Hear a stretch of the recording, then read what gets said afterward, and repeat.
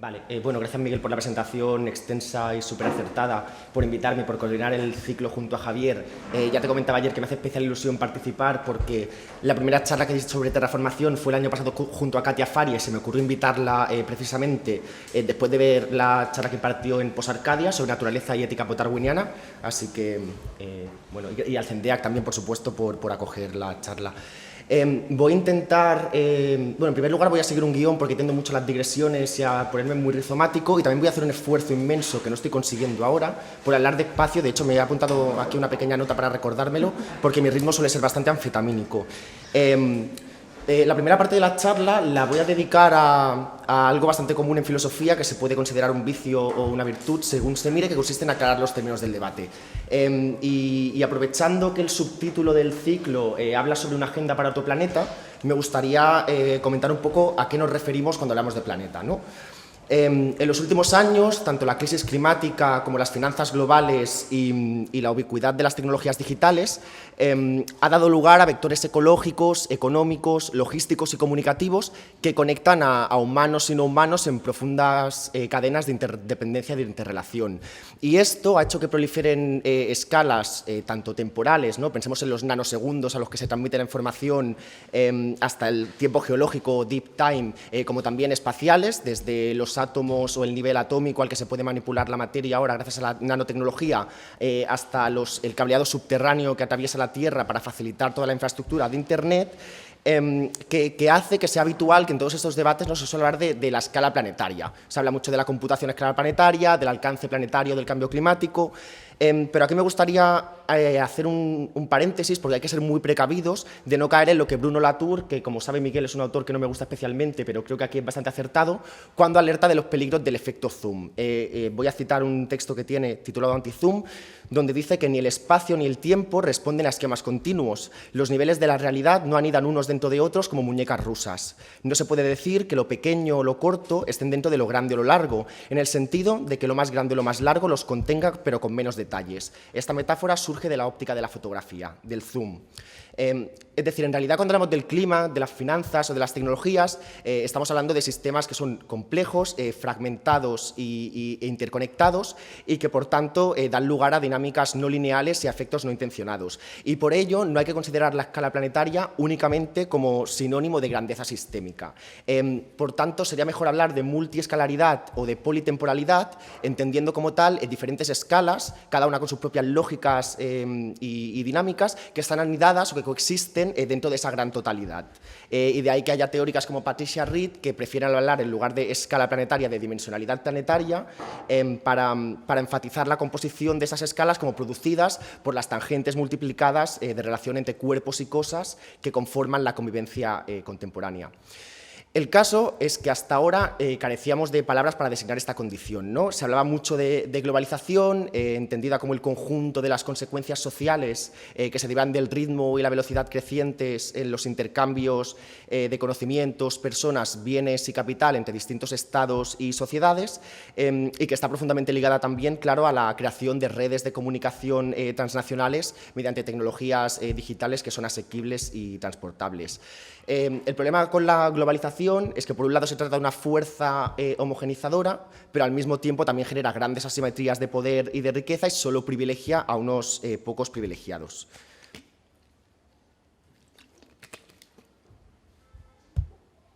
De ahí que se esté empezando a proponer hablar de planetariedad desde un marco que se conoce como el giro planetario. En realidad, hablar de marco me parece un poco ambicioso porque realmente se trata únicamente de un libro con distintas contribuciones, pero que sí que puede funcionar como sismógrafo, da cuenta de cierto interés tanto en la cultura como en la estética y la filosofía de esta cuestión de lo planetario, ¿no? Y se presentan a sí mismos, o estas autoras vinculadas al giro planetario, dicen que se trata de un giro crítico, igual que podría ser el giro poscolonial o poshumano. La primera en acuñar el término fue Gayatri Spivak, que es una autora de textos míticos como Puede hablar el subalterno, que en 1997 impartió una conferencia llamada Imperativos para reimaginar el planeta, y básicamente lo que propone es una alternativa a la globalización, ¿no? Por tanto, la planetariedad lo más importante es no entenderla como una globalización 2.0, sino que se trataría de un correctivo ético a estas fuerzas homogenizadoras de la globalización. Es decir, un cambio de percepción del globo como un sistema tecnocrático financiero al mundo, al planeta como una ecología mundial. Consistiría, por tanto, en percibir el carácter común del mundo o el carácter compartido debido a estas relaciones de interdependencia que comentaba, ¿no? Y, por tanto, se basa principalmente en conceptos como la relacionalidad, la diferencia, el diálogo y la interactividad. Es interesante porque se trata al mismo tiempo de un término descriptivo y prescriptivo o analítico normativo, ¿no? Es decir, pretende definir una realidad, pero también propone una guía sobre cómo vivir en esta nueva condición planetaria. Dicen Amy Elias y Cristian Moraru en la introducción a este libro que comento, de Planetary Turn, que la planetariedad no es solo una epistemología, sino también es una modalidad de ser. Perdón, es que tengo que ir gestionando la doble pantalla y esto es... Ups. Bueno, lo que hacen es definir el planeta o lo planetario como un sustantivo y un atributo que significan y califican respectivamente una estructura mundial multicéntrica y pluralista realmente existente de relación que estaría críticamente vinculada a operaciones no totalistas, no hegemonizadoras y antihegemónicas, subtendidas, dicen típica y polémicamente, por una ecológica. Al final no... perdón, pensaba que le había pasado. Al final la cuestión es entender lo planetario no como una totalidad unitaria, determinante y homogenizadora, sino como algo que está abierto a esta pluralidad y a esta diferencia, ¿no? Y eso es importante porque durante mucho tiempo el ambientalismo ha estado muy vinculado a imágenes como la del Blue Marble, que es la imagen de la izquierda. Cuando apareció esta fotografía, que fue en el 1972, la tomó el astronauta Harrison Schmitt desde la ventana de la nave espacial Apolo 17 y se convirtió en la identidad visual del naciente movimiento ambientalista o ecologista a causa de lo que Frank White llamaría más tarde el efecto perspectiva, que es un sentimiento místico de profunda conexión con el planeta o de profunda concienciación con las causas ecológicas que sienten quienes han hecho viajes espaciales y quienes han podido contemplar esta totalidad del globo o han podido ver el planeta de una sola vez.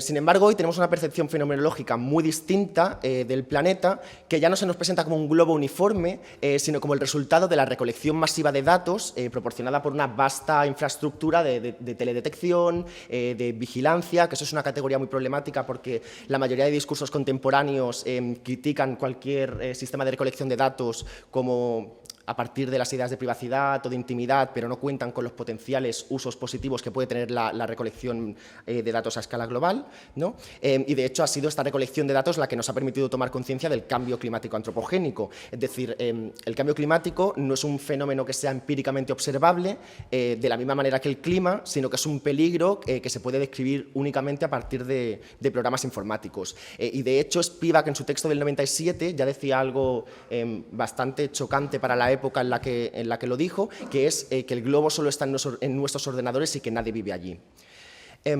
Lo que sucede con el cambio climático es que, a diferencia del clima, los plazos son mucho más largos, los cambios a escala humana son mucho más sutiles, el horizonte espacial es mucho mayor y los efectos no lineales son mucho menos predecibles. Y por eso se podría decir que el cambio climático ha tenido que construirse primero como un objeto de conocimiento a partir de representaciones mediadas por la tecnología.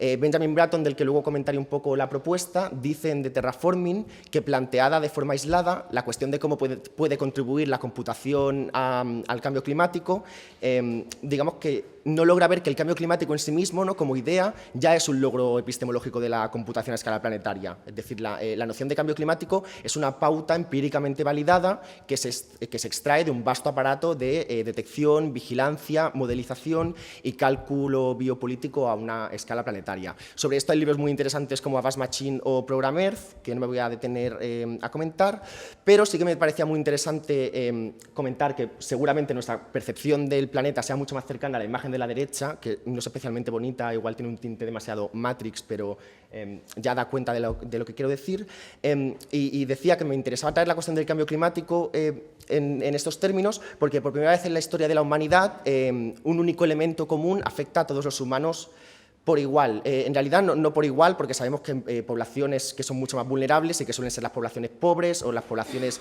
del sur global, que además no han participado en la misma medida que nosotros en la devastación ecológica, pero en cualquier caso sí que se podría decir que el deterioro del medio ambiente, como consecuencia del consumo humano de recursos naturales, está amenazando la vida en todo el planeta, ¿no?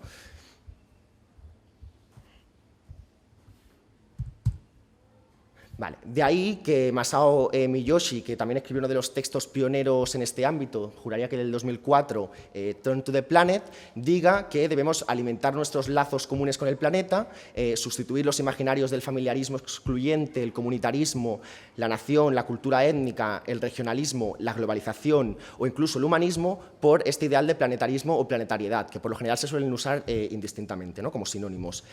Una vez que aceptemos esta totalidad planetaria, podríamos, por una vez, ponernos de acuerdo con humildad para concebir como una forma de compartir con todos los demás nuestro único y verdadero espacio y recursos públicos. Claro, esto nos lleva a una cuestión bastante más polémica, que es la de la custodia, ¿no? Voy a volver a citar, lo siento, pero este fragmento me parece relevante. Dice que la noción y la práctica de la custodia de los bienes comunes del mundo son un eje del paradigma de la planetariedad. En el discurso ecocrítico de la planetariedad, la administración o custodia, connota tanto una ética del cuidado, y esto es un término que voy a comentar luego porque me parece fundamental, de los recursos planetarios orgánicos e inorgánicos, como también una postura social que tiene en cuenta la conservación de los legados culturales. A fin de cuentas, el aspecto más controvertido de la custodia planetaria puede que no sea su disposición paternalista colonialista, sino más bien su inclinación antropocéntrica, en la medida en que implica que los humanos tienen y merecen el papel privilegiado de administradores entre las entidades animadas e inanimadas que están todas juntas enredadas en la relación planetaria. Sin embargo, la custodia, tal y como la concebimos aquí, sería tanto un reconocimiento de como una respuesta a los efectos negativos del antropoceno y a los efectos antropocéntricos en un entorno global. Vale, aquí quiero detenerme sobre todo en dos cuestiones. Primero, la que tiene que ver con el cuidado y segundo, la que tiene que ver con el antropocentrismo, ¿no? Sobre el cuidado se ha debatido mucho, sobre todo en el seno del feminismo marxista, ¿no? Pensemos en Silvia Federici, en Cathy Weeks, autora de un libro maravilloso sobre políticas post y antitrabajo, la propia Helen Hester, que también dedica muchas reflexiones al tema, que lo enmarcan como una tarea de reproducción social o como un trabajo no remunerado que históricamente han llevado a cabo o con el que han sido cargadas las mujeres. Y a menudo se ha romantizado como una especie de imperativo ético o de bien en sí mismo, sin atender a las desigualdades en su distribución, sobre todo las desigualdades de género que comentaba.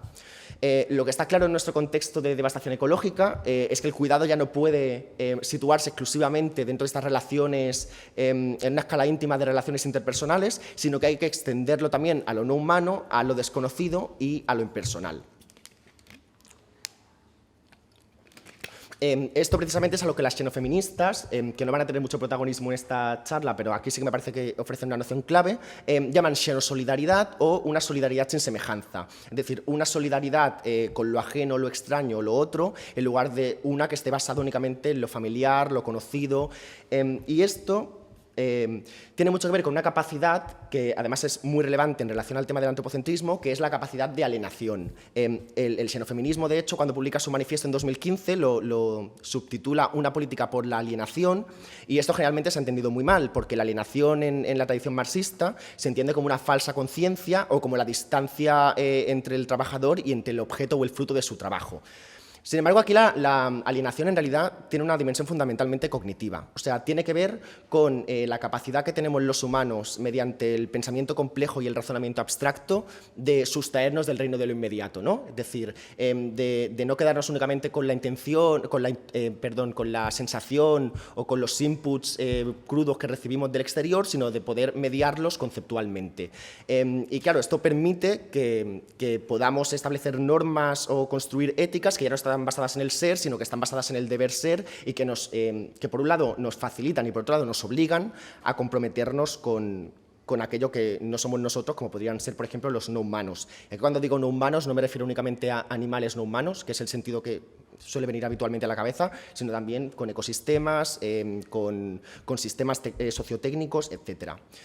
Y he introducido aquí la cuestión de la alienación, que en realidad no la tenía pensada, porque me parece que es una buena forma de responder a esa crítica habitual del antropocentrismo, ¿no? O sea, es habitual que cualquier proyecto que pretende situarnos como custodiadores o que pretende otorgarnos un rol especial dentro de esta red de cuidados, con lo no humano, con los ecosistemas y tal, sea acusado de ser cómplice con el excepcionalismo humano. Sin embargo, yo creo que criticar el excepcionalismo humano no es incompatible con pensar que los humanos tenemos responsabilidades especiales que tienen que ver con estas capacidades conceptuales, de inferencia, de generalización, capacidades cognitivas, al fin y al cabo, y que están igualmente repartidas entre todos nosotros, y que esto nos fuerza a una responsabilidad particular. Y aquí he hecho como una especie de hueco entre responsabilidad, porque lo uso en el sentido que le da Donna Haraway, ¿no? de al mismo tiempo la facilidad y la obligación de dar respuesta o de actuar. Como dice Helen Hester, en un texto que se titula Sapiencia y cuidado, responsabilidad en las políticas poshumanas, puede que no seamos excepcionales en cuanto a las circunstancias de nuestra creación o en cuanto al valor o la importancia intrínseca de nuestra especie, pero sin duda hemos demostrado ser excepcionales en nuestra capacidad para destruirnos unos a otros y a los actores basados en carbono y en silicio con los que compartimos nuestro mundo. Vale, esto me lleva también de nuevo a la última frase de la cita anterior, cuando habla de la custodia como un reconocimiento de y como una respuesta a los efectos negativos del antropoceno, porque de eso trata precisamente la terraformación. Aquí voy a hacer un pequeño disclaimer porque y me ha pasado en todos los espacios donde he compartido, porque es una imagen que está muy arraigada. Terraformación, por lo general, suele hacer referencia a la transformación de otros satélites o planetas para hacerlos habitables para formas de vida humanas. O no humanas, pero por lo general cuando hablamos de colonizar Marte, lo que se suele pensar es que los humanos podamos ir allí para salvarnos de la hecatombe que hemos creado en nuestro planeta. Sin embargo, las consecuencias ecológicas inminentes de lo que se ha dado en llamar antropoceno invitan a pensar que igual vaya a ser necesario terraformar la Tierra para que siga siendo un huésped viable para sus propias formas de vida. Entonces, el término terraformación, entendido así, ¿no? Como terraformar la Tierra, que yo uso terraformación porque es el término que utiliza Benjamin Bratton, pero hay muchas formas de referirse a ello. Se puede hablar de geoingeniería, se puede hablar de ingeniería o de síntesis planetaria. En cualquier caso, este término tiene dos sentidos, ¿no? Por un lado, la terraformación que ya ha tenido lugar en los últimos siglos bajo la forma del antropoceno, y en segundo lugar la terraformación que va a tener que ser planificada y llevada a cabo en el futuro como un proyecto de diseño planetario. Entonces, por un lado, ya hemos intervenido en los procesos naturales y en los ecosistemas, pero sin deliberación ni plan, con consecuencias catastróficas, tanto para el medio ambiente como para estos seres con los que compartimos planeta y demás. Y aquí podemos entrar en un debate terminológico sobre si referirnos a ello como antropoceno, como capitaloceno. Igual estaría bien detenerme un momento, porque por lo general el término antropoceno, que fue el que acuñó Paul Crutzen, ganador del Premio Nobel de Química, que por cierto también abogaba por la geoingeniería, digamos que señala a los humanos o a la humanidad en su conjunto como los responsables de la devastación ecológica, ¿no? Y los señala como agentes geológicos o como agentes que son capaces de incidir en la bioquímica planetaria. Sin embargo, hay otra gente que critica esta idea, porque como comentaba antes, no toda la humanidad en su conjunto es igualmente responsable de esta situación de crisis, ¿no? Quiero decir, son responsables los países industrializados, los países con ciertos modelos de producción y de consumo, y de ahí que haya mucha gente que prefiere hablar de capitaloceno, para señalar al capitalismo como culpable de la crisis ecológica. Luego, personas como Donna Haraway han propuesto figuraciones como Cthulhuceno, que pretende dar cuenta del carácter tentacular o de la naturaleza simbiótica de la vida sobre la Tierra, ¿no? Parte de la teoría o de la hipótesis Gaia, que ya formaron en su momento Lynn Margulis y James Lovelock, que hablan de la Tierra como una entidad viva, donde todas sus partes están interrelacionadas. Y bueno, también se puede hablar de Pleistoceno, de Plastoceno, o sea, para señalar el carácter plástico y maleable de la naturaleza o de la posnaturaleza, como la llaman muchos. En fin, esto es un debate. Yo es verdad que prefiero hablar de capitaloceno, pero por economía lingüística es más fácil decirlo del antropoceno. La cuestión es que precisamente para afrontar esto es necesario, dice Bratton, un proyecto geohistórico, geotécnico y geofilosófico que consista en encontrar un modo de planetariedad viable, ¿no? Hablamos de planetariedad ahora. pues aquí está el término, aunque luego veremos en qué sentido lo utiliza, porque igual no es del todo... Bueno, se pierden matices, pero esto tiene que ver con la necesidad de crear y de defender una economía, una ecología política, una arquitectura y un urbanismo que puedan componer un mundo en el que podamos y en el que queramos vivir. La idea principal es que las respuestas al cambio climático antropogénico, es decir, un cambio climático que tiene una raíz o una causa humana, deben ser igualmente antropogénicas o artificiales, siguiendo esta idea de responsabilidad, ¿no? De la responsabilidad particular que tenemos los humanos respecto a esto. Y aquí cuando decimos artificial no es en un sentido de lo falso versus lo auténtico, sino en el sentido de planificado o de diseñado. Este posible plan incluye, ya veremos que no consiste únicamente en una especie de caja de herramientas o de parches tecnológicos, aunque puede caer en eso, pero incluye diferentes formas de intervención climática que pueden pasar por soluciones naturales como la forestación o la agricultura regenerativa, pero se ha visto que estas no pueden ser la única respuesta al desastre actual y que son necesarias otras medidas. Yo voy a comentar dos tipos principales de geoingeniería porque son las más populares, que son la geoingeniería solar o climática y la captura y secuestro de carbono en el aire. Y, bueno, por empezar con esta, básicamente consiste en la gestión de la radiación solar o en métodos de reflexión de la luz, es decir, en usar la tecnología para enfriar artificialmente el clima, haciendo la Tierra más reflectante. Hacer esto a gran escala sobre la Tierra implicaría que una cantidad significativa de la luz o de la energía solar que entra en la atmósfera y queda atrapada pudiera ser interceptada y devuelta de nuevo al espacio antes de aumentar la temperatura del globo. Y para esto existen varias vías. Que bueno, las podéis ver aquí, aunque creo que la imagen es un poco críptica. Una de ellas, que es la más criticada y seguramente la más especulativa, fantasiosa, consistiría en colocar millones de espejos en la órbita terrestre de modo que devuelvan la luz solar de vuelta al espacio, que es una idea costosa y tecnológicamente muy compleja. Luego también se contempla pintar grandes proporciones de terreno de color blanco y modificar genéticamente ciertos cultivos para hacerlos más reflectantes. La más problemática y seguramente la que entraña más riesgos biológicos tiene que ver con inyectar aerosoles en la estratosfera, ¿no? que intercepten la energía solar antes de que llegue a la Tierra y que tenía un efecto muy similar al que tienen las erupciones volcánicas. Y esto sí que sería barato, rápido, pero también muy incierto, porque no hay forma de calcular sus efectos sin desplegarlo. Y, por último, que seguramente es la menos controvertida, también se podría aumentar el brillo de las nubes diseminando sal a partir de unas boquillas especialmente diseñadas para embarcaciones de desplazamiento lento. Que esto tendría un efecto muy similar al de los aerosoles estratosféricos, pero resulta mucho menos intimidante que inyectar gotas de ácido en la alta atmósfera y además puede detenerse con mucha más facilidad y no supone una amenaza para la capa de ozono como si lo suponen los aerosoles.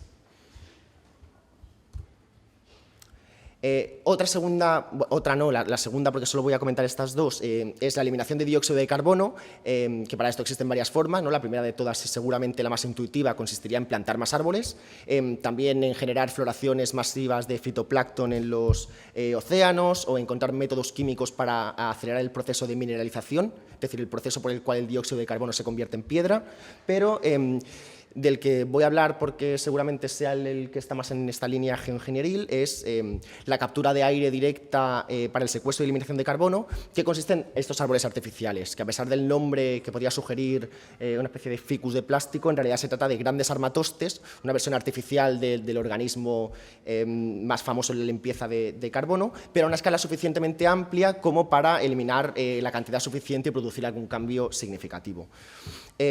Esto representa una ventaja respecto a otras medidas, como la geoingeniería solar, porque la geoingeniería solar se limita únicamente a aplacar uno de los efectos del cambio climático, pero no eliminará su principal causa, que es la emisión de gases de efecto invernadero. Frente a esto, la eliminación de dióxido de carbono sí que ataca directamente a la causa al eliminarlos de la atmósfera. Claro, aquí la cuestión es que si queremos restaurar la atmósfera a concentraciones óptimas o aceptables de carbono, no va a bastar únicamente con reducir el dióxido que ya se está emitiendo, sino que va a ser necesario eliminar el que ya hemos estado emitiendo hasta ahora. Y para esto puede ser bastante útil la eliminación, bueno, estos árboles artificiales, ¿no? Sin embargo, esto no es una panacea y esta medida también presenta bastantes problemas, como que necesita grandes cantidades de terreno y de manufactura, también de transporte y de recursos naturales, tiene un alto coste estético, como podéis ver, no son aparatos especialmente bonitos. Sería muy caro y disruptivo para las economías actuales, aunque ya veremos si también tiene que preocuparnos el mantenimiento del capitalismo, si en su lugar habría que plantearse también un cambio a ese nivel. La cuestión es que para que fuera viable habría que combinar esto con biocombustibles para alcanzar lo que llaman las emisiones negativas, ¿no? Es decir, secuestrar más dióxido de carbono del que se emite y reducir las concentraciones de gases de efecto invernadero en la atmósfera. Bien. Todo esto que parece ciencia ficción, en realidad ya está en distintas vías de realización. En lo que respecta a la eliminación de carbono, este año sobre todo se ha popularizado bastante, ha despertado mucho interés, porque varias empresas, ciudades y estados están avanzando en esos objetivos de cero neto, ¿no? O sea, de cero emisiones de CO2. Y los objetivos de cero neto suelen implicar alguna forma de eliminación de carbono para equilibrar la cantidad de emisiones continuas. Hay muchos tipos de proyectos en marcha en este ámbito, desde programas para pagar a los agricultores por almacenar más carbono en los suelos, hasta suscripciones mensuales a servicios que eliminan sus emisiones directamente de la atmósfera. Y luego, en cuanto a la geoingeniería solar, aún está en fase de investigación y hasta ahora se había trabajado mucho con simulaciones por ordenador, ¿no? Con modelizaciones climáticas, para intentar prever los efectos, aunque como se ha señalado muchas veces, el clima es impredecible y ninguna modelización asegura que no vaya a tener ningún efecto no intencionado. También se han intentado recrear las condiciones de la estratosfera en el laboratorio y viendo qué ocurría al combinar diversos gases en una presión y temperatura específicas. Pero, y esto es lo más interesante, recientemente ha habido un experimento propuesto por investigadores de la Universidad de Harvard con financiación, financiada con los fondos de la propia universidad y también por la fundación privada de Bill Gates, que eso es un temazo y es lo que hace que mucha gente asocie la geoingeniería con una especie de parche tecnológico o una medida vinculada al capitalismo verde, ¿no? Este experimento se había retrasado durante años y estaba previsto que el lanzamiento del primer globo a la estratosfera tendría lugar en verano y lo único que aspiraba era evaluar los equipos, ver si el software funcionaba bien y demás, pero un comité asesor independiente decidió suspenderlo hasta que la ciudadanía sueca pudiera dar su opinión y opinar sobre el proyecto. Y esto nos lleva a un debate bastante importante en el seno de los discursos sobre geoingeniería que tiene que ver con la participación de la sociedad civil o con la gobernanza. Por un lado, Benjamin Bratton considera que en lugar de tener en cuenta únicamente cómo los gobiernos o la ciudadanía podrían autorizar las medidas necesarias para autorizar estos cambios en la política climática, la atención debería centrarse en lo contrario, ¿no? Es decir, cómo estos cambios abruptos forzados por el clima pueden a su vez cambiar las arquitecturas actuales de gobernanza. Esto me voy a detener un segundo porque en realidad hace una pirueta bastante interesante partiendo de Carl Schmitt, porque Carl Schmitt, que fue un teórico, bueno, filósofo teórico político de principios del siglo XX, definía la soberanía no como un lugar dentro de un organigrama formal del gobierno, sino como aquel que tiene la capacidad de suspender el derecho y de, digamos, imponer un estado de excepción, ¿no? Claro, esto del estado de excepción es interesante porque se basa en una emergencia que hace que el sistema jurídico quede suspendido, ¿no? Quede invalidado. Y Bratton se pregunta cómo... a ver, ¿cómo explicar a Carl Schmitt en 2 minutos? Bratton se pregunta cómo, en lugar de ser el soberano el que dicta la emergencia, podría ser la emergencia la que instaurara al soberano, ¿no? Es decir, estamos en una situación de emergencia que nos obliga a tomar a actuar de forma inmediata, con todos los riesgos que entraña esto, y por tanto no deberíamos preocuparnos tanto en cómo la geopolítica puede dar paso a los cambios necesarios en geotecnología, sino cómo la geotecnología puede dar paso a los cambios necesarios en geopolítica. Y aquí entra en oposición o en un choque fuerte con Holly Jean Buck, que es autora de un libro maravilloso que se llama After Geoengineering, donde tiene una postura, digamos, mucho más comprometida con la justicia social, con un talante mucho más democrático, si se quiere. De hecho, a Bratton se lo ha señalado muchas veces como una especie de tecnócrata ciberestalinista. Y para Holly Jean Buck, la participación de la sociedad civil en este proyecto de terraformación o de geoingeniería es fundamental, ¿no? Ella cree que la gente tiene que participar ya no solo en la toma de decisiones, sino también en el propio desarrollo y diseño de estas tecnologías de intervención climática. Ella no lo llama terraformación, lo llama geoingeniería, pero es lo mismo, es una intervención a gran escala para modificar el clima. Y al tratarse de proyectos que afectarán a la vida de miles de millones de personas, de un modo u otro, defiende que el aspecto social de la geoingeniería debe centrarse en la pregunta ¿aceptará esto la gente?, seguida de otras como ¿de dónde viene esta idea?, ¿por qué estamos en este punto? Y ¿quién tiene que participar en la toma de decisiones?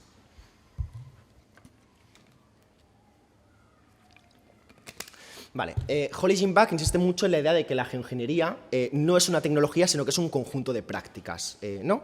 Cito este fragmento.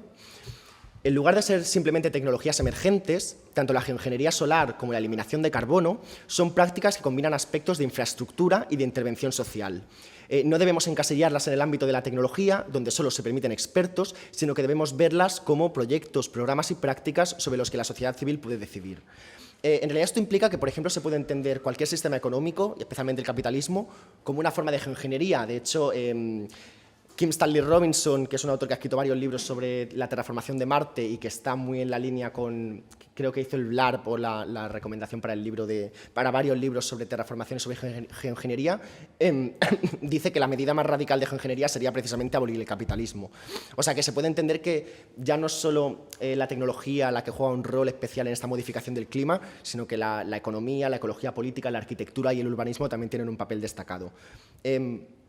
Luego, esta postura de Holly Gimbach también tiene que ver, por otro lado, con esta supuesta oposición que se hace entre geoingeniería y cambio sistémico, entre geoingeniería y agricultura regenerativa. Habitualmente se critica la geoingeniería como una especie de parche tecnológico o de tecnofix. De hecho, hay un libro titulado así, cuyo subtítulo es ¿Por qué la tecnología no va a salvarnos a nosotros ni al medio ambiente? Y existe en los debates de carácter, bueno, en la ética ambiental y demás, lo que se conoce como el moral hazard o como el riesgo inducido, que básicamente consiste en que si los seres humanos perciben una solución tecnológica fácil para el calentamiento global, esto podría permitirnos seguir como si nada y, por tanto, será mucho más difícil reunir la voluntad nacional e internacional para cambiar los patrones de consumo y de producción y la infraestructura energética. Y este realmente es el argumento más antiguo y persistente contra la geoingeniería. Sin embargo, propongo, como proponen muchos, entre ellos Benjamin Bratton, aunque no entre tanto igual en cuestiones de economía política y demás, la geoingeniería no es incompatible con otras propuestas como el decrecimiento, por ejemplo, y tampoco en absoluto con el cambio sistémico. El decrecimiento considera que cualquier respuesta radical a las crisis socioecológicas a las que estamos haciendo frente ahora implica una profunda transformación de las estructuras sociales, económicas y políticas y de las relaciones de poder en nuestras sociedades, incluyendo la adhesión al crecimiento económico perpetuo, ¿no? O sea, es decir, critican este dogma de que el crecimiento es bueno por sí solo. Y si bien es cierto que la geoingeniería podría perpetuar las relaciones de poder existentes y exacerbar las injusticias que enfrentamos, estas tecnologías no deberían ser rechazadas de plano, ¿no? Frontalmente. Exigen precaución y prudencia, claro, pero dirigidas hacia objetivos progresistas también podrían ayudar tanto a mitigar el cambio climático como a crear un orden social, político y económico más justo. Bueno, esto lo comento luego. O sea, la geoingeniería hay que entenderla como... Vale. La geoingeniería hay que entenderla como parte de una estrategia más amplia que incluye también estas medidas o estas reformas / revoluciones económicas y políticas y, por tanto, tiene que trabajar junto con los sistemas de decrecimiento, reduciendo el crecimiento económico y redistribuyendo la riqueza. Y, como digo, es perfectamente compatible o se puede compaginar con la meta de una descarbonización completa, es decir, el fin de una economía basada en el uso de combustibles fósiles y la generación de energía a partir de fuentes renovables. Vale, otros riesgos, que las he puesto al revés.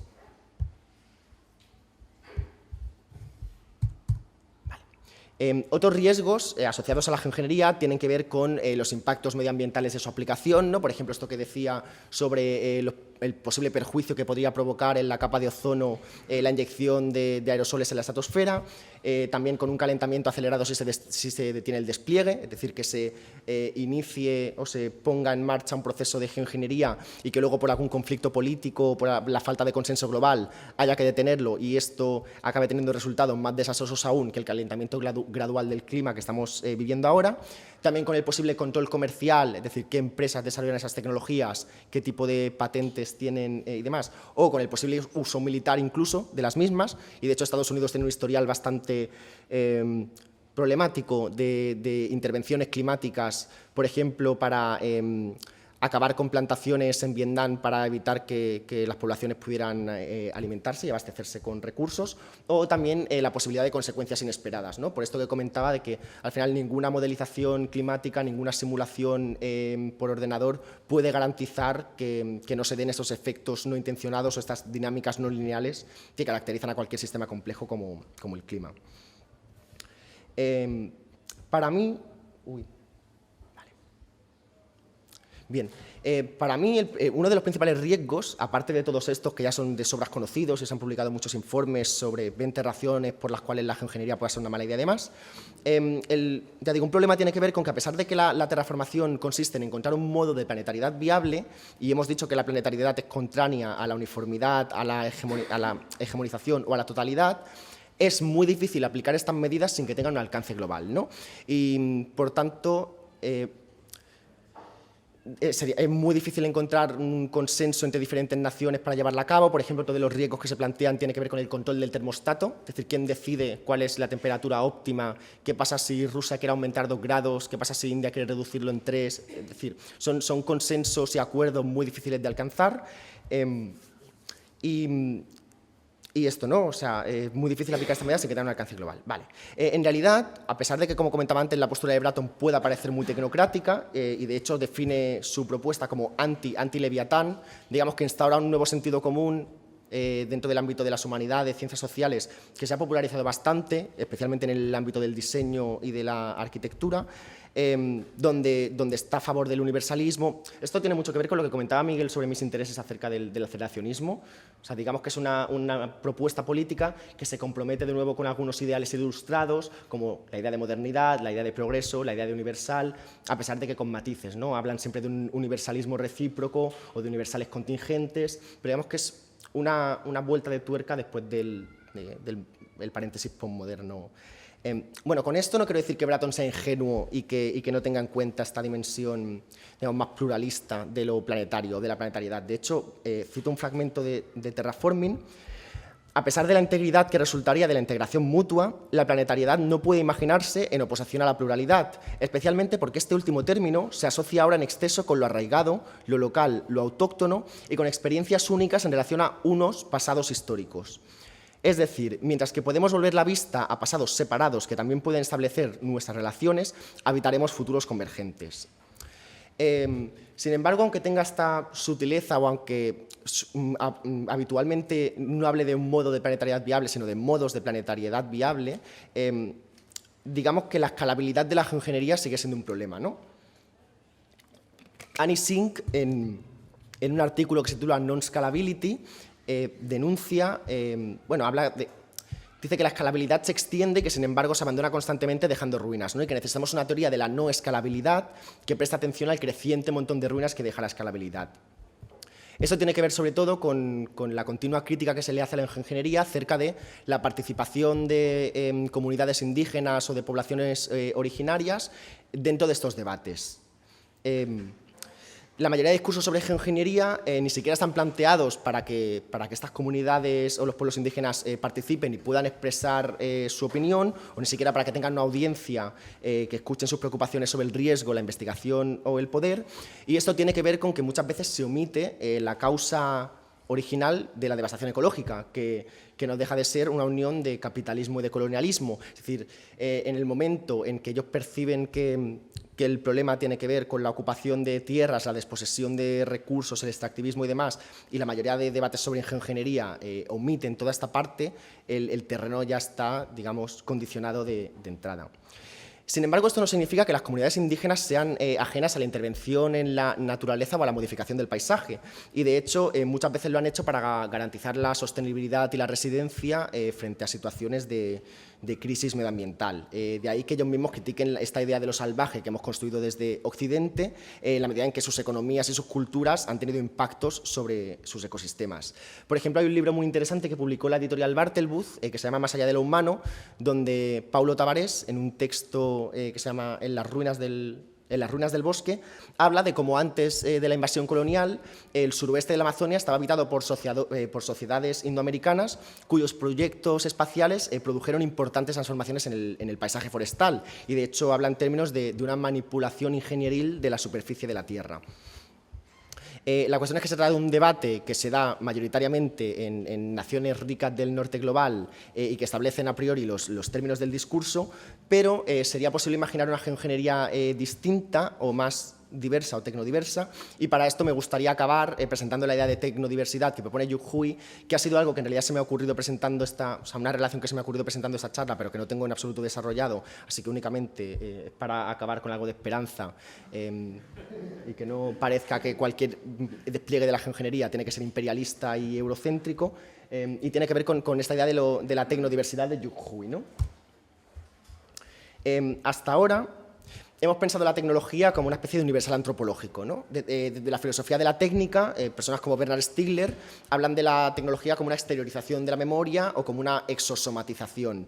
Sin embargo, la tecnología y el desarrollo tecnológico es posibilitada y constreñida por cosmologías particulares o por marcos epistemológicos, éticos, estéticos distintos que van más allá de la funcionalidad o de la utilidad. Y por consiguiente no existe una única tecnología, sino que existe una multiplicidad de cosmotécnicas. Aquí, ya que el título del ciclo hace referencia a Viveiros de Castro y que Yu Hui los menciona bastante, a él y a Deborah Danowski, claro, el giro ontológico en antropología, que es dentro del cual están pues, tanto Latour como Viveiros de Castro y demás, lo que hace es dar una vuelta de tuerca a la idea muy extendida en su momento de multiculturalismo, ¿no? Es decir, hay diferentes formas culturales de aproximarse a una única naturaleza, y ellos van a proponer la idea de multinaturalismo. Es decir, no hay diferentes aproximaciones a una única naturaleza, sino que hay muchas naturalezas o muchas comprensiones ontológicas de lo que es lo natural. Philippe Descola ya lo hizo en su libro de Más allá de naturaleza y cultura, cuando presenta 4 ontologías distintas: naturalismo, animismo y otras 2 que no me vienen a la cabeza ahora. Pero Yu Hui lo que hace es plantear otra vuelta de tuerca más, es decir, no es que exista únicamente muchas naturalezas, sino que cada una de esas... no es que exista únicamente muchas formas culturales dentro de la naturaleza, sino que hay muchas naturalezas y muchas cosmovisiones, y Yu Hui dirá que muchas cosmovisiones también dan lugar a muchas cosmotécnicas distintas. Por tanto, él critica, dice que actualmente vivimos en una cultura monotecnológica, donde el desarrollo se da de forma uniforme y sobre todo marcado o guiado desde el norte global, y Europa y Estados Unidos, aunque China cada vez tenga más presencia, sobre todo en el desarrollo de la inteligencia artificial y de las tecnologías digitales, pero frente a esto lo que propone es una tecnodiversidad, ¿no? Es decir, apropiarnos de la tecnología moderna desde otras perspectivas. Por ejemplo, ¿a qué tecnologías darían lugar una cosmovisión amerindia, una cosmovisión amazónica, confuciana o maya, y dirigir este desarrollo tecnológico hacia nuevas direcciones. Y por tanto me gustaría acabar sugiriendo que igual sea posible imaginar también una tecnodiversidad en relación a la geoingeniería. Y cito este fragmento precioso de Yu Hui, donde dice que la idea central es que toda cultura no europea debe hacer el esfuerzo de sistematizar su propia cosmotécnica y reconstruir su historia. Así que con esto acabo. Uy, qué agresivo. Y empieza la ronda de preguntas, que creo que el micro lo tiene...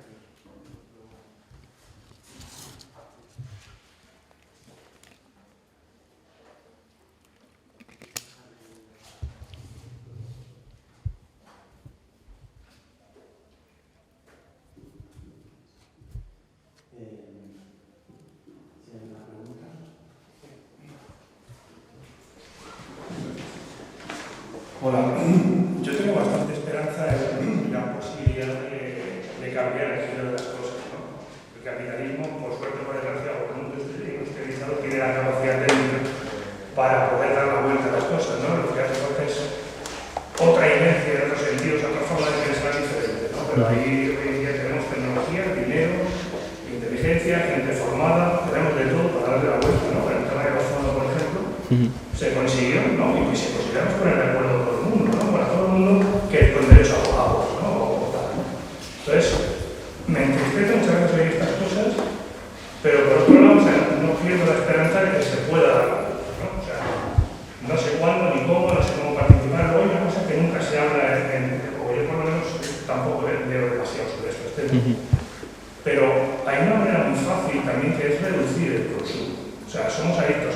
especie somos adictos a las cosas, a los productos, ¿no? Es el capitalismo, ¿no? Entonces, hay una parte, quizá un porcentaje de un 15 o un 20% de emisiones que responden exclusivamente al mal uso que hacemos de las cosas y de nuestra vida.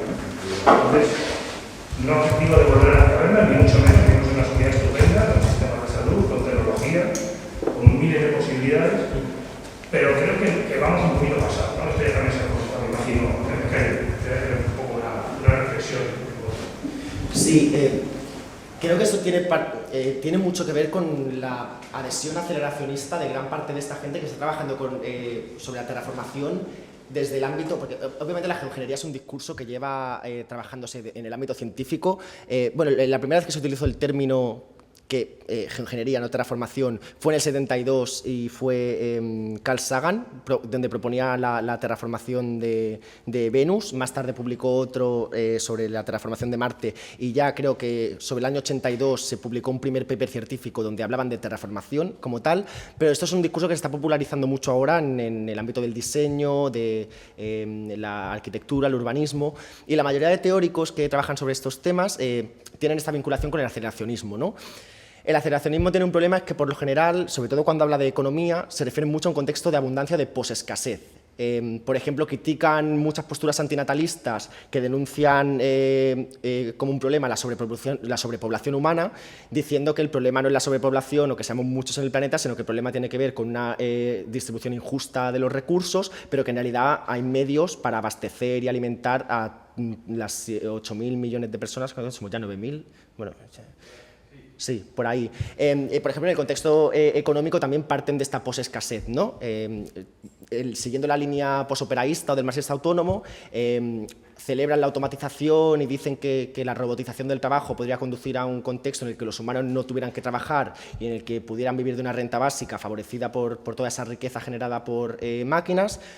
Y claro, esto es una crítica que se les ha planteado muchas veces, quiero decir, pretenden mantener estos ritmos de producción y de consumo, pero con una colectivización de los medios de producción y demás, es decir, una postura claramente comunista, que luego, sin embargo, no tiene en cuenta el coste energético, el coste medioambiental de mantener estos ritmos de producción y de consumo, ¿no? Por eso yo al principio, que no hace tanto, hace un año, cuando empecé a trabajar estos temas, tenía esta visión opositiva, bueno, de oposición entre geoingeniería y de crecimiento, y cada vez más me he ido acercando a la idea de que para funcionar deberían ir de la mano. Es decir, una cosa es utilizar tecnologías de intervención climática para secuestrar el dióxido de carbono, porque para reducirla, no basta con reducir las emisiones, sino que hay que secuestrar también el que ya se ha emitido, pero esto no quita que la máquina no puede seguir funcionando como hasta ahora. Claro. Sí, Bratton también dedica alguna reflexión interesante sobre esto, porque cuando se habla, por ejemplo, de la computación o del coste energético de las tecnologías digitales, que es un tema que a mí me interesa mucho porque con las tecnologías digitales ha pasado, bueno, trabajo mucho con Alejandra López Gabrielidis, que es una filósofa que trabaja sobre tecnologías digitales y que denuncia lo que ella llama la ideología de la inmaterialidad, ¿no? Es decir, hasta ahora hemos pensado, y de hecho los propios términos como la nube ya dan a entender que es una realidad etérea e intocable, cuando en realidad, ya lo comentaba al principio, se trata de vastas infraestructuras técnicas con cables que atraviesan el planeta entero. Y claro, Bratton cuando comenta esto, ¿no? ¿Cuál es el coste de la computación a escala planetaria?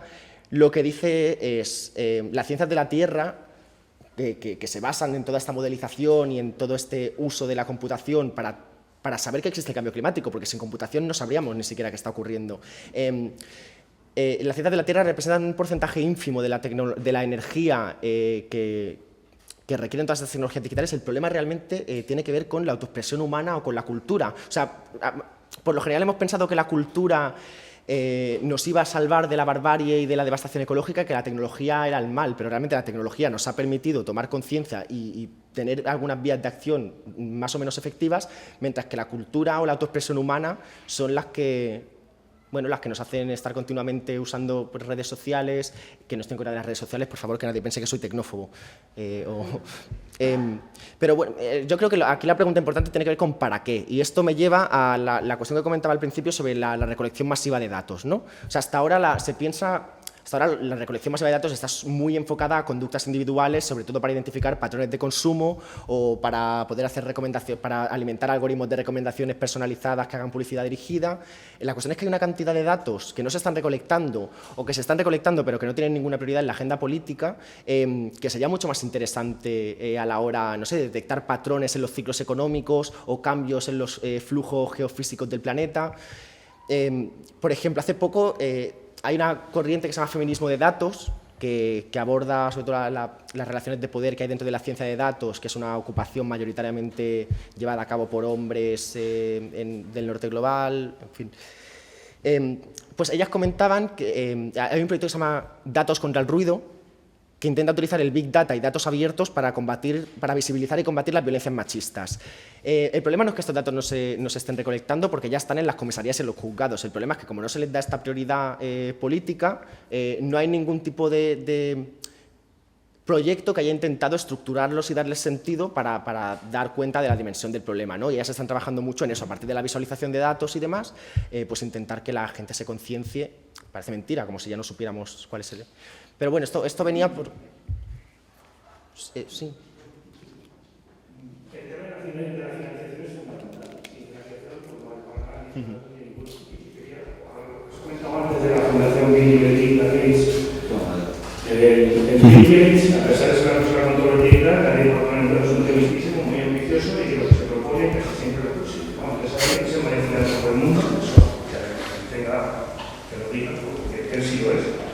Y esta gente, por ejemplo, tiene ahora mismo una financiación de $100 millones a cada proyecto que secuestre más de $500 millones de carbono o algo así, ¿no? Cualquier proyecto, cualquier prototipo, cualquier terreno. ¿Cómo de cerca está toda esta tecnología y estos tecnólogos de los filósofos, de los sociólogos, o son mundos aparte? Que unos hablan de los otros y los otros solamente hablan de tecnología. No sé si me... Sí, o sea, por desgracia están muy separados y por eso... yo no tengo una formación técnica, no soy ingeniero, y sin embargo ya llevo algún tiempo intentando abrir estos debates porque me parece que se están trabajando mucho dentro de la comunidad científica, que se está produciendo mucho paper, se están llevando a cabo muchos experimentos muy interesantes, pero que aún no han llegado al ámbito de la crítica, de los estudios culturales, de la teoría crítica, de la filosofía, en la ética ambiental sí, pero al final es un nicho muy específico. Quiero decir, cada vez que hago una presentación sobre estos temas siempre la justifico, justifico su pertinencia precisamente porque creo que es un tema que se tiene que empezar a debatir colectivamente y donde la sociedad civil tiene que participar y tomar la palabra, porque si no seguramente lo que vaya a ocurrir es que por alguna emergencia o por algún suceso excepcional como una pérdida masiva de biodiversidad o como una sequía masiva, haya que desplegar medidas de geoingeniería sin que haya habido todo este debate previo y sin que la gente tenga ni idea de qué está ocurriendo y sucedan dos cosas, o bien haya un rechazo frontal que impida que se despliegue siendo necesario su aplicación, o bien lo contrario, que se lleve a cabo sin ningún tipo de garantía de un consenso global, que suceda esto de que por algún tipo de conflicto se detenga y por tanto se acelere el calentamiento del globo, siendo aún más perjudicial que este gradual que vamos viviendo.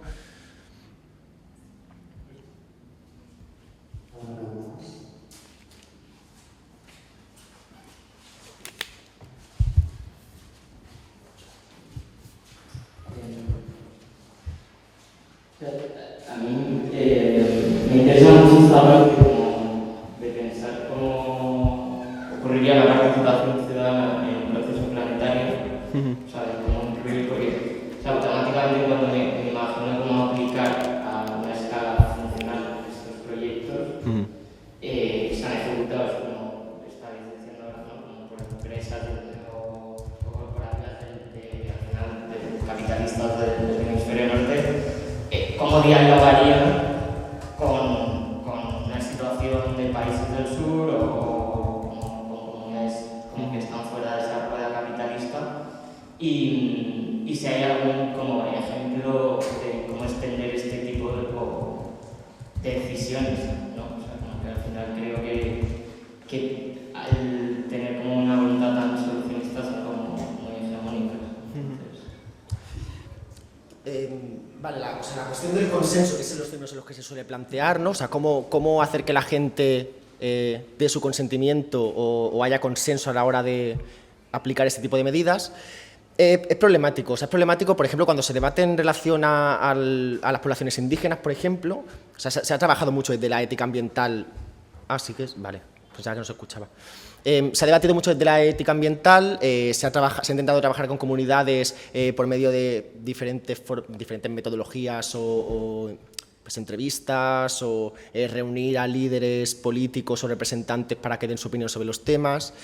Pero claro, cuando se plantea la cuestión de si tal población indígena da su consentimiento para aplicar alguna medida de geoingeniería, aquí la idea de consentimiento es bastante falaz y hay que preguntarse antes cómo consentir una solución a un problema que no han consentido previamente. Quiero decir, si el cambio climático es un problema y la devastación ecológica es un problema del que principalmente somos responsables aquí en los países industrializados del norte global, ahí no hemos pedido consentimiento para ni extraer sus recursos, ni ocupar sus tierras, así que causar todo ese percal para luego ir y preguntarles, ¿os parece bien si desplegamos millones de espejos en órbita alrededor de la Tierra? No sé si es un consentimiento informado, libre y entusiasta. Y de hecho no recuerdo en qué texto lo leí, pero había alguien que decía algo así como causarle a alguien... Voy a intentar recordarlo, Como poner a alguien en una situación límite y pedirle luego exigirle luego que tome una decisión en esa situación de miedo es la mayor perversión moral que pueda analizarse dentro de la ética aplicada o algo así. Luego, respecto a lo de la cuestión de cómo hacer que pueda haber un diálogo entre las empresas que están desarrollando estas tecnologías de intervención. Aquí también me preocupa porque... Y es culpa mía, en parte, estamos dirigiendo todo el rato la cuestión hacia las tecnologías, en lugar de a todas estas prácticas que incluyen también modelos económicos y demás, pero entiendo que en realidad el punto problemático tiene que ver sobre todo con lo de tecnología. O sea, cómo poner en diálogo las empresas que se encargarían de desarrollar estas tecnologías de intervención climática y la ciudadanía. Claro, aquí en un modelo más utópico, si se quiere, yo pienso que este desarrollo tecnológico debería estar impulsado desde lo público, y aunque no sea el mejor modelo de organización social, en este caso sería el Estado-Nación, quiero decir, invertir fondos públicos, que sean universidades públicas y no empresas privadas las que experimenten y las que lleven a cabo pues, toda esta tecnología, y por tanto ahí imagino que, obviamente no estamos hablando de hacer asambleas con... 9.000 millones de personas. Muchas veces esto tendría que pasar por órganos de representación democrática, por votaciones, acuerdos, no sé. Es decir, se ha trabajado mucho sobre el tema, pero como no soy experto en relaciones internacionales, muchas veces procuro evitar la cuestión y no meterme en fregados. Pero bueno, sería algo así.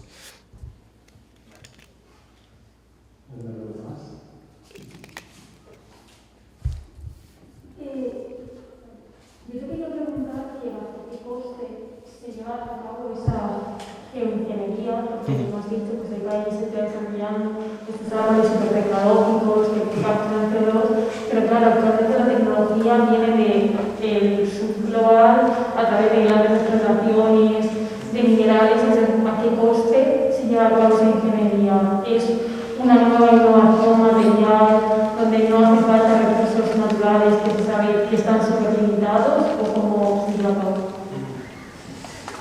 Es una cuestión interesante porque efectivamente, aunque se suele ubicar el desarrollo tecnológico en el norte global, Europa y demás, al final todos los componentes son ensamblados en cadenas de montaje de Bangladesh. En fin, o sea, la desterritorialización de la producción tecnológica es un tema tal. Claro, aquí volvería, quiero decir, para dar respuesta a esto tendría que partir de mi modelo ideal de desarrollo tecnológico, que no usaría mano de obra barata de países en vías de desarrollo, sino que esto, mira, es un debate que me parece súper interesante porque se aborda mucho desde todos los discursos a favor de la sostenibilidad, ¿no? Del arreglar aparatos, es que lo llaman de una forma... Bueno, toda la gente que critica la obsolescencia programada y que defiende que deberíamos empezar a reparar nuestros dispositivos, dejar de acumular montañas y montañas de basura tecnológica o de e-waste, señalan que obviamente hoy puede resultar mucho más barato comprarse un ordenador nuevo que igual reparar el que ya tienes, pero esto tiene que ver con que comprar un ordenador nuevo sale muy barato debido a toda esta mano de obra barata, a todos estos componentes que las empresas pagan una proporción minúscula respecto a lo que luego venden y tal. Claro, ¿qué pasaría si de repente garantizáramos condiciones laborales dignas en los países donde se ensamblan o donde pues se extrae coltán? El coltán, por ejemplo, siempre sale en los debates sobre la cuestión de la materialidad de lo digital, ¿no? O sea, muchas veces nos olvidamos de las guerras que causa en África la extracción del mineral con el que están hechos la mayoría de nuestros aparatos. O sea, igual ahora nos sale mucho más rentable comprarnos un aparato nuevo que repararlo, porque no garantizamos estas condiciones laborales, porque seguimos con cadenas de suministro y con relaciones de producción, digamos, de herencia colonial. Así que la cosa pasaría también por solucionar todo esto. Es que me sabe mal porque contestándolo me doy cuenta de lo fantasioso que suena, pero no puedo contestar otra cosa que no...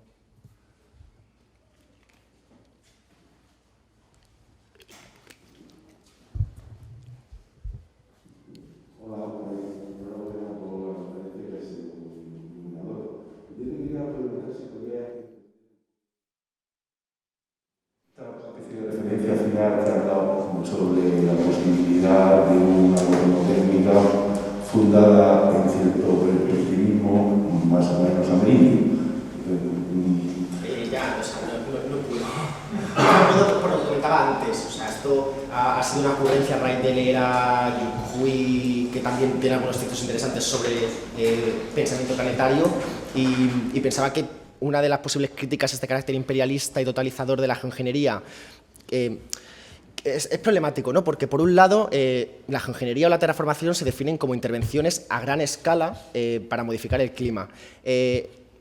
No se puede desplegar la geoingeniería solar sin que afecte al globo en su conjunto. Y por esto muchos teóricos que trabajan sobre el tema suelen distinguir entre estas dos formas.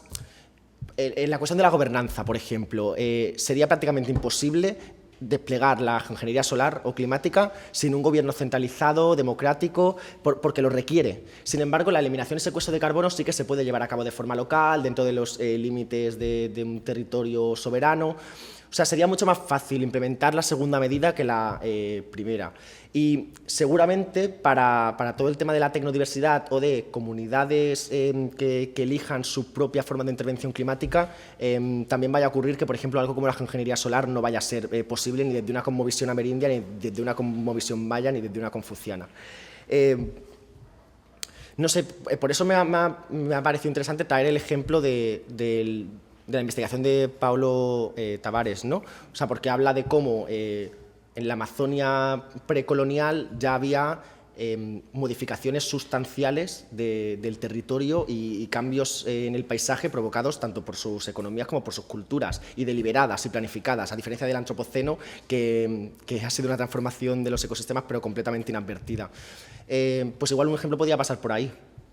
Aunque claro, no sé si podía entrar dentro de la geoingeniería entendida como intervención a gran escala sobre el clima, pero todo lo que tenga este carácter escalable podría ser muy difícilmente compatible con la no escalabilidad esta que defendía a partir de Anna Singh, ¿no? O sea, que igual acabo de desmontarme esta posible vía de investigación sobre lo de Yuhui.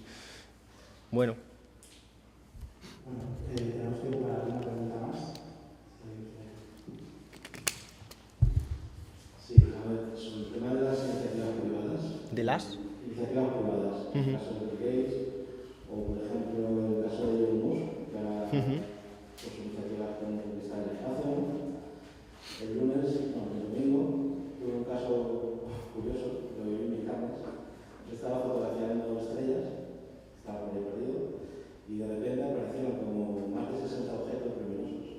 Y no fue, o sea, me acojoné. Empezaron a pasar así. Y se llama Starlight. Sí, y de repente desaparecieron en un punto. Y dije, ya está, el fin del mundo es este. Ya vienen los aliens y rápidamente consulté internet, me puse a buscar y son los satélites de Elon Musk que están por ahí orbitando y que su pensamiento es como lanzar que son 1.200.000 por el espacio para dar una red wifi o algo así más potente para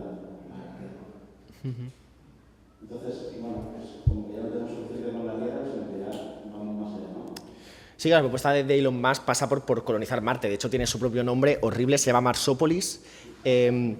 Y el problema, la propuesta de Elon Musk básicamente consiste en lanzar bombas nucleares sobre la superficie de Marte, creyendo que así se va a liberar el carbono que está en las profundidades de la corteza, causando un efecto invernadero que vaya a crear unas condiciones propicias o una atmósfera que pueda ser respirable por los humanos. Esto desde los años 70 ya demostraron los científicos, precisamente a raíz del artículo de Carl Sagan, que no era viable, porque provocaría lo que se conoce como un invierno nuclear, que sería que a causa de todo el polvo desprendido de la corteza, bloquearían, o sea, pasaría como con la ingeniería solar, curiosamente, bloquearían la llegada de luz y por tanto no se daría este calentamiento o este efecto invernadero, sino que sucedería justo lo contrario.